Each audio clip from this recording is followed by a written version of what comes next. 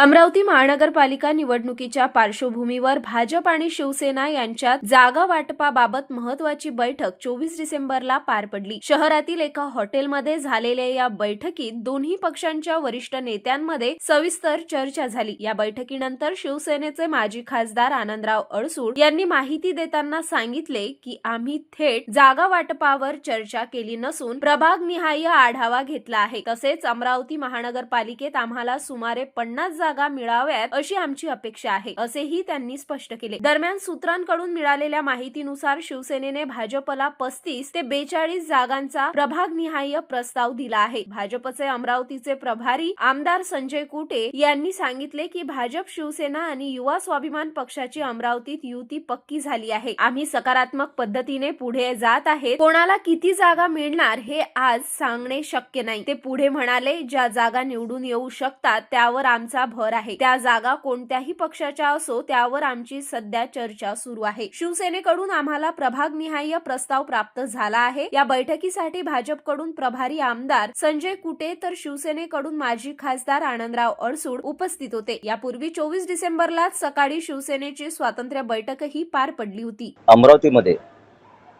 भाजप, शिवसेना आणि युवा स्वाभिमान याची युती आमची कन्फर्म आहे। युवा स्वाभिमान सोबतही चर्चा अंतिम स्तरावर आहे। त्याचप्रमाणे शिवसेनेसोबतही दोन आमच्या चर्चेच्या फेरी झाल्या आणि सकारात्मकतेने आम्ही पुढे जातो आहे आणि कन्फर्म युती आमची होणार आहे।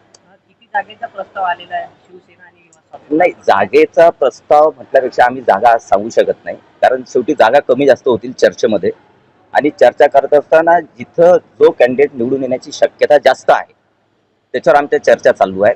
त्यामुळे ज्या पक्षाचा जो कॅन्डिडेट तिथं निवडून येऊ शकतो, निवडून येणे हा आम्ही क्रायटेरिया ठेवलेला आहे आणि निश्चितपणे त्यामध्ये जागांचं मग प्रपोर्शन ठरेल।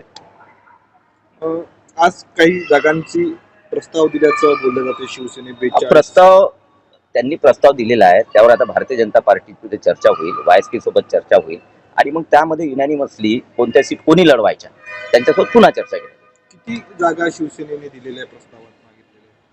असं कन्फर्म नाही, काही प्रभाग वाईज त्यांनी मागितलं, आम्ही अजून टोटल केली नाही, पण तो प्रभाग वाईज त्यांनी मागितलं त्याच्यावर आमची चर्चा करणार आहे। मी प्रभाग वाईज चर्चा केली, जेवढे 21 प्रभाग आहेत त्याप्रमाणे आमची चर्चा झाली।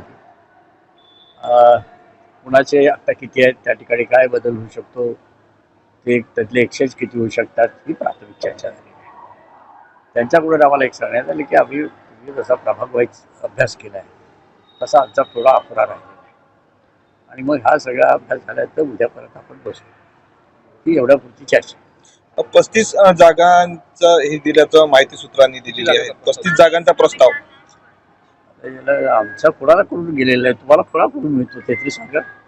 आणखी आमच्यावर कोणी बसलेलं आहे का, आमच्यात कोणी गुप्तहेर आहेत काय ते कळू देत तर खरं।